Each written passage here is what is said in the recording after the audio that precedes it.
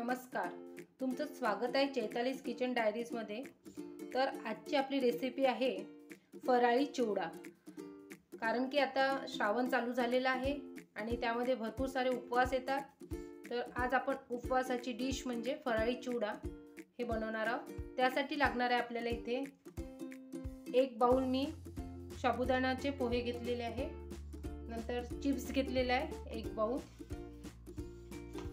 पाव वाटी शेंगदाणे,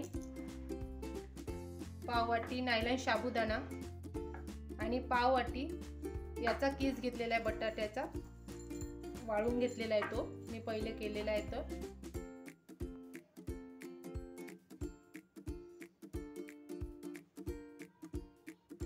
तुम्ही आता इथे पाहू शकाल मी एक कढईमध्ये तेल घेतलेलं आहे शेंगदाण्याचं आणि ते छान गरम करून घेतलं। तर गरम खूप जास्त गरमच तेलामध्ये हा नायलॉनचा साबुदाणा काढायचा, म्हणजे तो चांगला फुटतो। तर आपण नायलॉनचा साबुदाणा सर्वप्रथम टाकू थोडा थोडा। आता इथे पाहू शकाल आपल्या जवळ आपण पाव वाटी जेवढा साबुदाणा घेतला होता नायलॉनचा तेवढा सगळा तळून घेतलेला आहे आणि तो छान फुटलेला पण आहे। आता त्यानंतर आपण पोहे टाकू साबुदाण्याचे, ते पण संपूर्ण तळून घेऊ।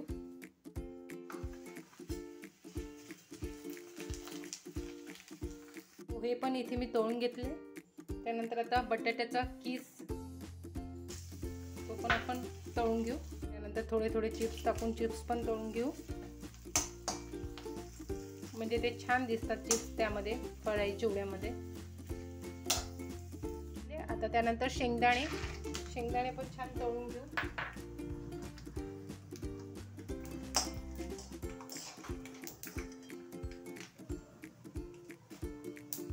त्यानंतर मिरच्या टाकू, मिरच्या पण तळून घेऊ।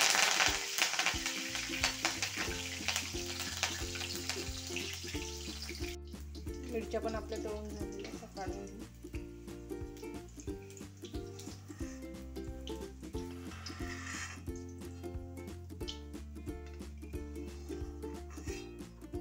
त्यानंतर आता जर आपण यामध्ये असे जिरे टाकून दिले तर पूर्ण फैलून जाईल आणि हे नाही, एका चमच्यात तेल घ्यायचं आणि त्यावर जिरे टाकायचे, म्हणजे छान ते हे होऊन जातं, तळून निघतात।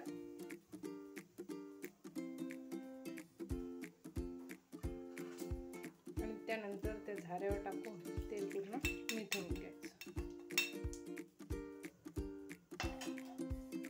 इथे पाहू शकाल की आपण संपूर्ण साहित्य तळून घेतलं आहे, तळण्याचं साहित्य। आता आपण हे पातेल्यात सगळं टाकून देऊ।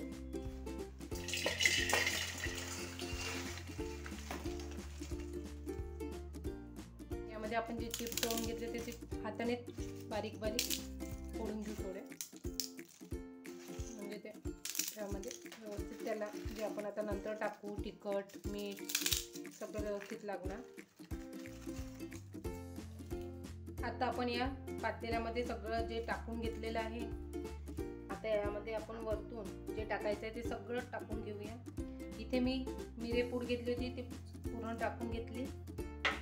त्यानंतर मीठ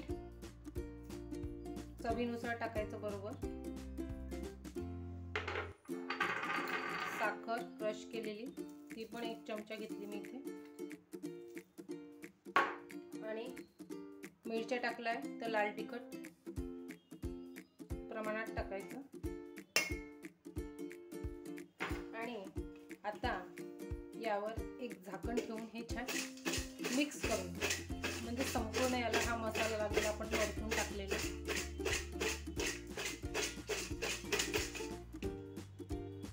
आता हे सगळं मिक्स झालेलं आहे यामध्ये, याला छान तिखट मीठ लागलेलं आहे संपूर्ण याला, साखर जिरेपूड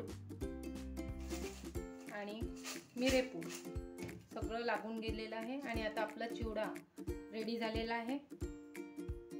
अशाच नवनवीन रेसिपीज पाहण्यासाठी भेट द्या चैतालीस किचन डायरीजला। नमस्कार।